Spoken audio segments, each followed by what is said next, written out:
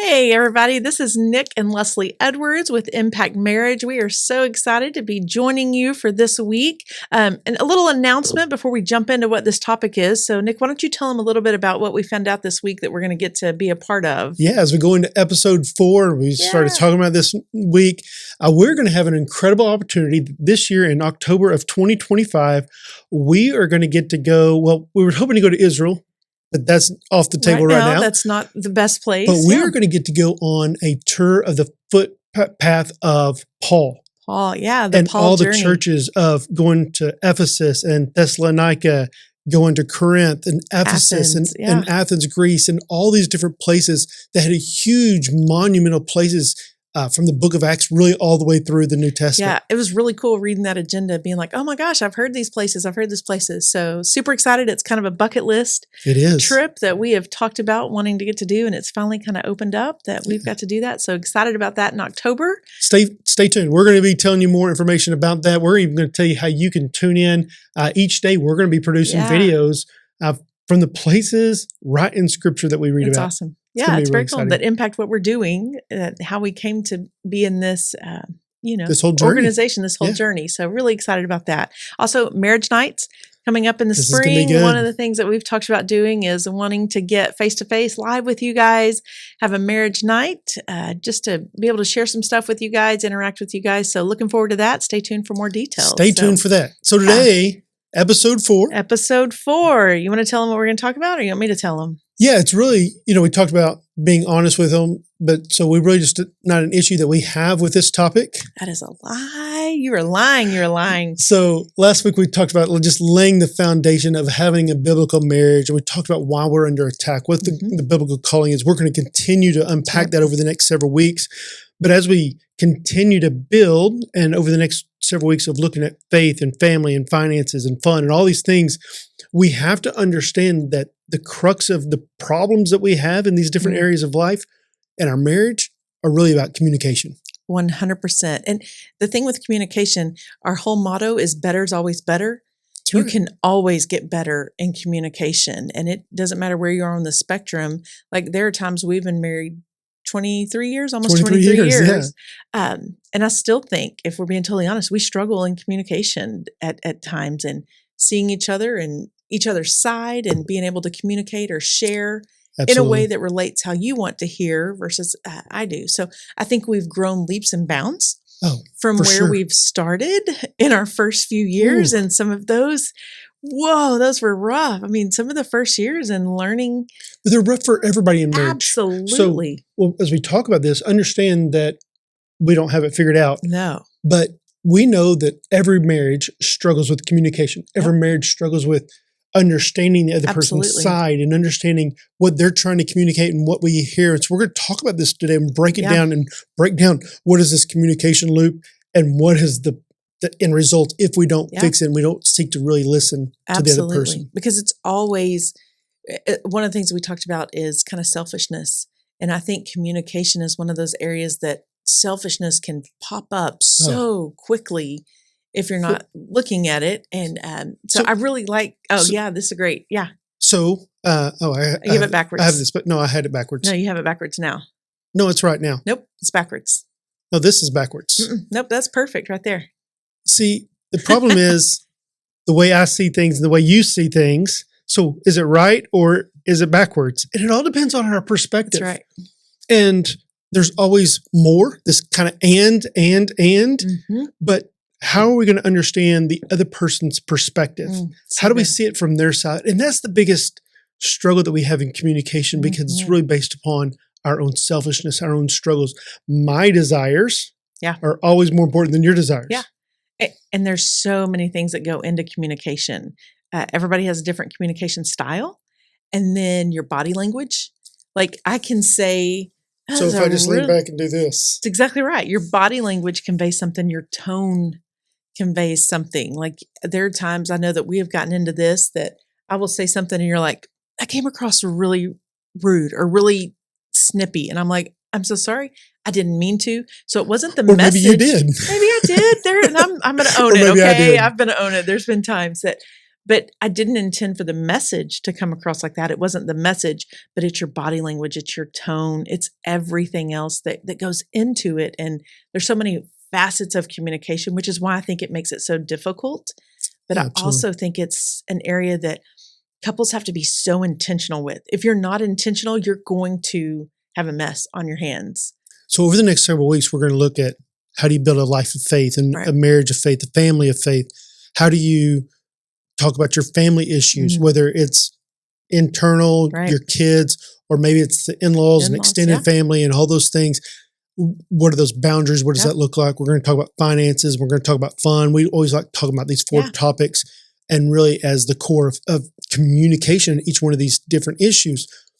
And all of them are hot button issues that if we do not know how to communicate and to see and to understand the other person's perspective, we almost can become very stubborn. And this has to be my way. Yeah. I am right on this. Yeah. And so we're going to talk about some triggers. We're going to talk about some different things that are okay to say. We're going to talk about things that are not okay to say. That's right.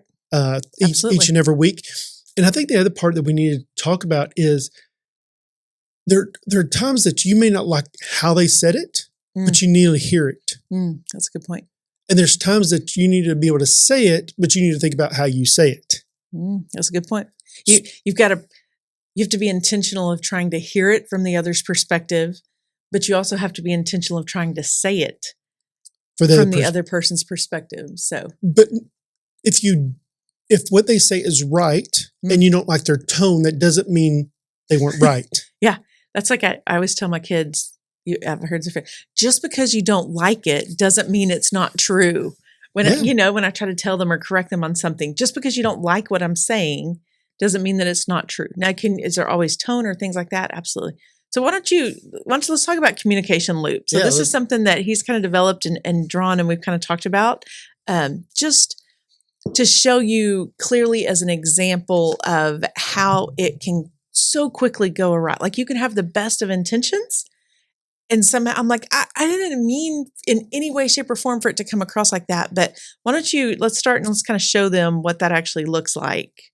Yeah. So when you begin thinking about this communication between two people, John Maxwell says that your ability to communicate changes the level of how far your life, your business, your influence can go. It's all based upon your ability to communicate. Which is so true for marriage. If you can't communicate, business, life, your promotion, a lot of it has to do with can you communicate properly. That's a great point. And not can you communicate properly like with proper English, but can you communicate in such a way that connects?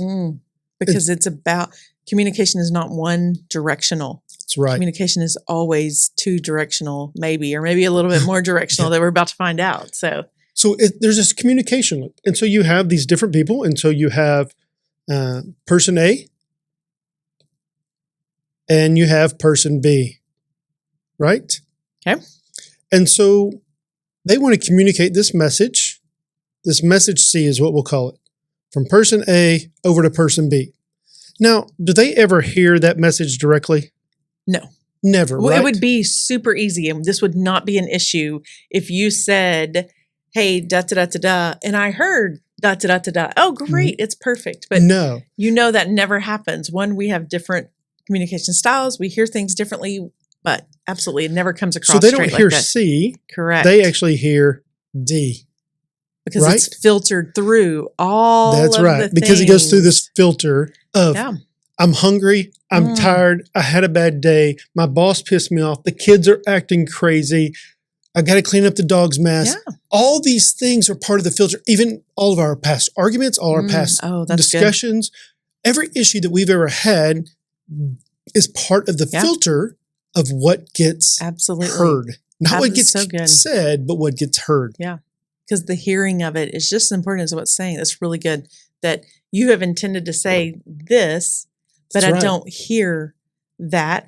Oh, well, hey, do the dishes. You don't think I do anything. You can't. That's right. We're going to talk about that right there. No, that's good.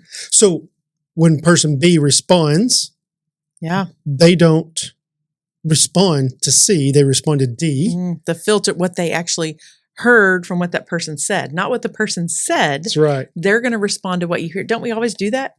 Like if you say something, even if it's your words, I'm interpreting it and I'm already coming up with what I want to say back to you based Because off I of didn't that. even hear what you had to say. That's right. I didn't even listen. Yeah. So they heard D, they respond with D, but then this message E goes back through another filter of all of our past arguments. had issues. That's right. Yeah. So I just asked you this question. You heard D, you respond with E. So person A says to person B, this message C. They don't hear C, they hear D, they respond with E. And then what comes next? F, right? Should be F. Not just F. Not just F. Usually it comes across as F you. That's right. Because you say, I say, you say, I say, and then you're blowing up and you're like, well, how did we get here? Like this should have been just a simple conversation. But it wasn't. But it's become this big blow up thing. And that has happened to us so many times. And if we're not careful, it still happens to us, even now. So here's an example of how this plays out for us. I'm sure we're the only people that have ever dealt with None this of you problem, have this issue. I know you don't have this issue. You've never had any of this. But it's little things like this. Hey, will you take out the trash? That's what the message C was. Yeah. But my boss has already been all over me for not hitting performance numbers. Mm-hmm. I've had a bad day. I feel the pressure and I want to take care of my family. And I feel like I work hard to take care of my family. And you say, well, will you take out the trash? Yeah. And what I heard was, won't you take care of our family?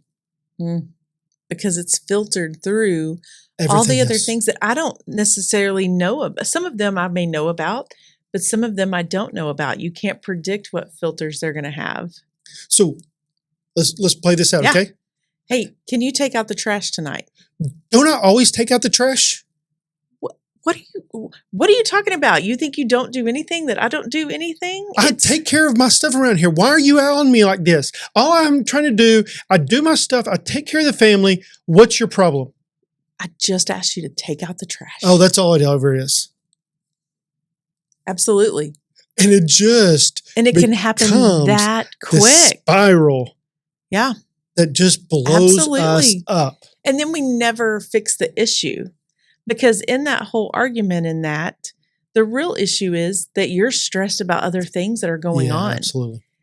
And the more you learn to catch those things, because really how you fix this, how do you fix this? What do you do? Where does it have to stop? Where's the pressure trigger point? I'm going to back all this out. Okay. That's right. And I'm going to show you what has to happen. And this is good. This took us way longer than it should have to learn. And we still don't do a good job at it. But once we figured it out, it began to help. Yeah, it does. It definitely helps. But you have to retrain your brain to not be instinctual and so quick in how you respond in those things. So person A asked, hey, will you take out the trash?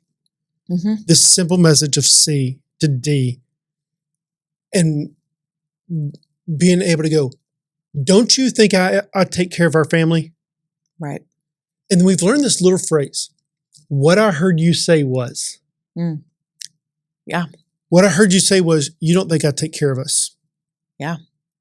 Or if I do respond, don't you think I take care of our family? That you'd be able to say, hey, I can tell that stressed you, or I can tell your response to that, I don't think matches what my request was. So can we unpack that? Can we talk about that? And that just sounds a little absurd going, can we unpack this a little bit? I mean, it just sounds. You don't have to say like the formal language. Like I don't ever say, can we unpack that? But I've learned to read through what the message was. And hey, I don't think what I said is what you heard. I feel like there's more. Yeah. Or I feel like there's more frustrations you have going on than what we're just talking about here. And that's what we talked about at the very beginning. We never want to fight about, oh, you left the toilet seat up. Oh, you left the tooth. It's not about the trash. It's not. And it wasn't about the trash. That's right. And so being able to sort through, hey, did you have a stressful day? Did something else happen? And being able to open up that, because it's the filter that ideally person B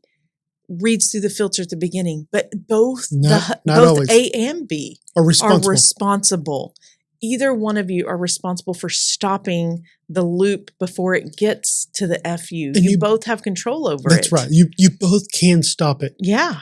Hey, I'm sorry. I think maybe I communicated something that I did not mean to communicate. Absolutely. I apologize if it came across. I really didn't mean anything other than, do you want me to ask the kids to take out the trash? Are you okay taking out the trash? Yeah. I know you always do it, but you seem stressed. I was going to say, do you want me to let the kids take out the trash? Absolutely. But so both people have to own that instead of just responding. And one of the things that we've learned and we've talked about, this happens in business, in life, that if someone responds outside of their normal, there's more than normal going on. This is really good. Okay, so I'm going to switch this back over. All right. Yeah, that's a really, and some of that comes with experience. Let me repeat it, okay? Yeah, say it again. If someone responds outside of the normal, there's more than the normal going on. That's good. That's good. That's to help you see that filter that's there. That's really good. So how they respond means I need to change my response to them. So what does that look like? How do you practically do that? What does that actually look like, husband and wife meeting together? We talked a little bit about it like in that. We could have said, hey, but how do we get it before that?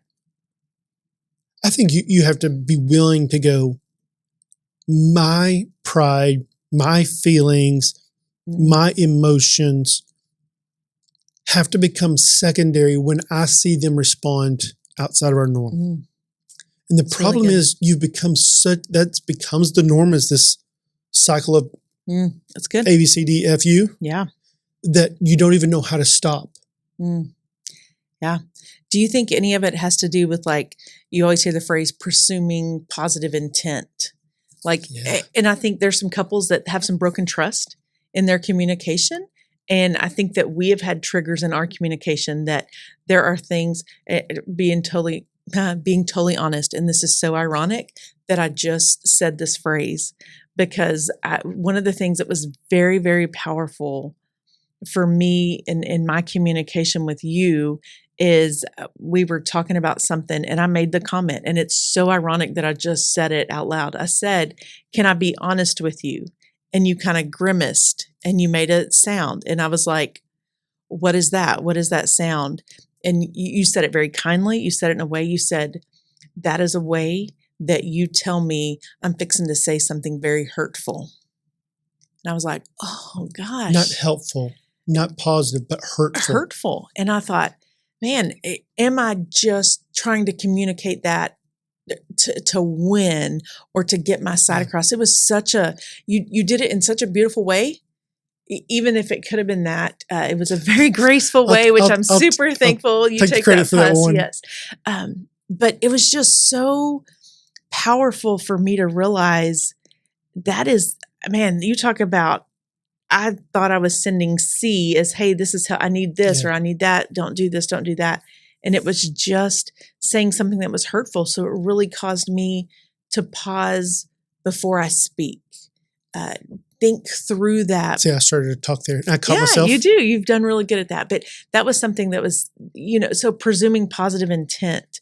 Like, and there's some couples that have gotten into some bad patterns.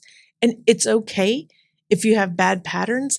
If you need professional help, get help. Like, if you don't know how to communicate or you don't know how to work, if you feel like you're just having those same arguments, and reach out. If you've got people in your community, you've got people, get that help. Let them coach you through, hey, here's where your communication is bottlenecking. Here's where it's backing up. This is why this is not being productive. Because sometimes you need that extra help. Sometimes you can work it between you. Yeah. But if there's that trust broken or you feel like any of those communications, like I was totally oblivious to the fact that when I said, can I be honest with you, that it really wasn't it went through the filter of it. The last 4 times you said that. That's exactly right. And why do we have to go, hey, can I be honest? We should presume that you're always honest with me. Should we not be honest? Yeah. Yeah. So what you're saying is I'm not honest with you a lot of times. Right. So I need permission to be honest with you to hurt you. That's good. Instead of understanding that we should presume the best. Absolutely. And we should always tell the truth. We should always work to tell the truth. And so another phrase that we've used is, hey, I don't believe you meant it this way, because I don't think you meant to hurt me. But when you say these kind of things, it hurts. It's good. I don't like it. And it really makes like the demon horns want to grow and all my anger come out and to be mad. But just being able to slow down and go, hey, I don't believe that when you said this at work, I don't believe that when you said you had to do something after work that you were really saying, hey, I'm going to meet some coworker that I don't know after work. Yeah. Or I'm going on this work trip because I want to, not because I have to. And so you communicate these mistrust, these little things that add up over time that become these filters. Yeah, absolutely. That lead to big, huge blow-up fights because you did not break down the filters as you went through and go, absolutely. Hey, that didn't, I don't think what you thought you said was what I heard there. Absolutely. And the other thing I think we got to talk about, I did it in air quotes when I said win, because I think that's one of the things that is a kind of myth about when you're communicating. There is no I win or you win. If only you win or only I know where this win, is going. We lose. You know what I'm saying? I mean, you have to rephrase it. This was our wall for so long. Absolutely. Is that either you wanted to win or I wanted to win. And this was our barrier. Correct. One of us had to win. My way was always right or your way was right. And instead of going, hey, let's put this barrier down that we can win. Absolutely. And what we win is the most important. 100%. So a couple of phrases that we have worked to not say. Yeah. In part of your communication, in the heat of the battle, in the argument, in the fight, whatever that moment is, that cycle, is we never say never, ever, all the time, always. We don't use those words because you don't always do this wrong. It's not every time that you don't take out the trash. It's not every time that you do it this certain way. Absolutely. So when we say those, we make ultimatum statements. Yeah. We make these huge blanket statements that talk about the person's character. Correct. Not the issue. Right then, rather than the issue at hand. Yeah. I never thought about using those terms always, never is a character attack. That's right. Not this is an issue that's at the hand or what. That's a really good way to look at it, to kind of rephrase that and reframe it. That's good. So when I work to help us win, when you work to help us win, we win. Yeah. But when I try to win, we lose. When you try to win, when I try to win, we lose. We lose. Correct. And so we don't say never, always, every time. We don't say those full blanket statements. The superlatives. It's never the case. They speak to the character. And then we never say the D word. No. It does not matter how bad it is. Correct. We do not use it as a threat. We do not use it as this thing that we flippantly throw out there. Ever. And so I just want to encourage you, don't do that. Don't throw threats out there.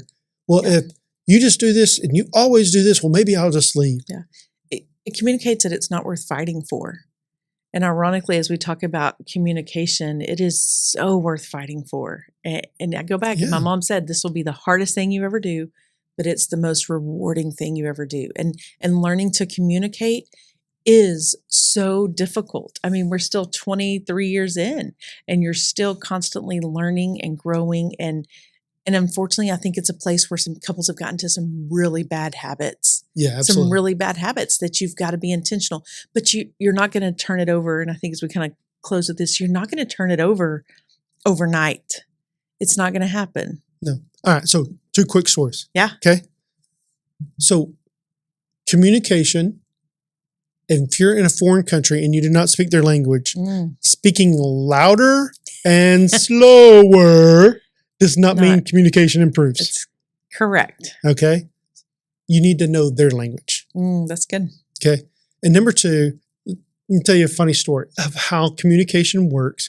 And when you don't know what they're saying, you hear something wrong. So our oldest daughter was 3 years old, 4 years old. I know what story you tell. We didn't talk about this. This is so funny. So 3, 4 years old, and she comes home from daycare. You pick her up from daycare.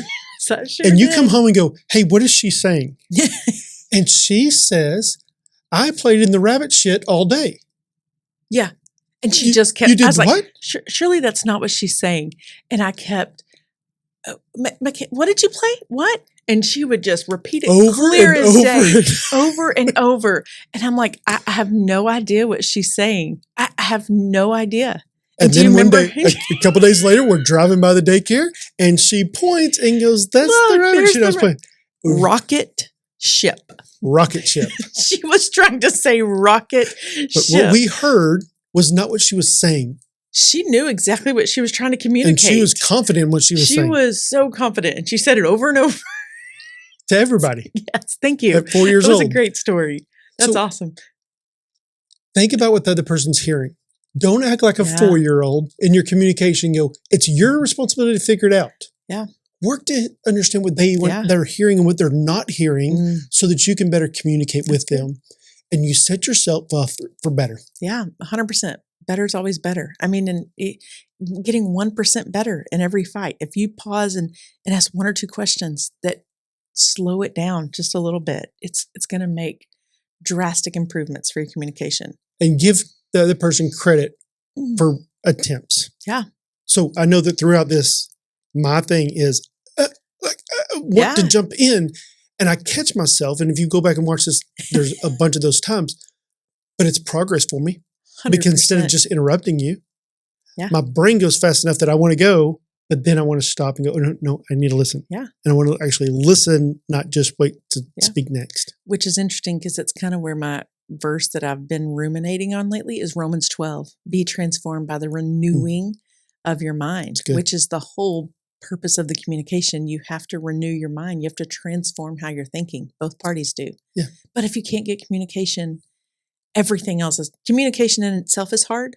But if you can't get communication down and improve on that, everything else is exponentially harder in your marriage. Everything, all the things that we're going to talk about in the next few weeks. But as you get better in your communication, everything can get better. And you will see drastic improvement because you can get to the actual issues and not just fight about fighting. You get to actually get down to what the issues are and you learn how to communicate. And we're going to talk through all of those things. And we want you to be better because better is always better. Continue to fight. Continue to fight the right way.